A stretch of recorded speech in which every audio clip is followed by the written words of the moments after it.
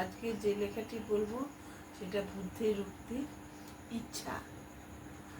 আমরা জীবনের ব্যাপারে অনেক হিসাব নিকাশ করি, ভগবানের কাছে অভিযোগ করি, ভগবান আমাকে এটা দাওনি, ওটা দাওনি, আমি কত কিছু পাইনি। এখন কি পাইনি সেটা নিয়ে জীবন নয়, কি পাইনি এটা চিন্তা না করে যা পেয়েছি সেটা থেকে কিছু করার চেষ্টা করলে মন্দ হয় না।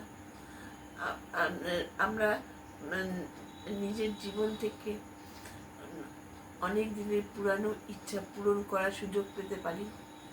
সেটা অনুশীলন করে আমরা নিজের জীবন তৈরি করতে পারি।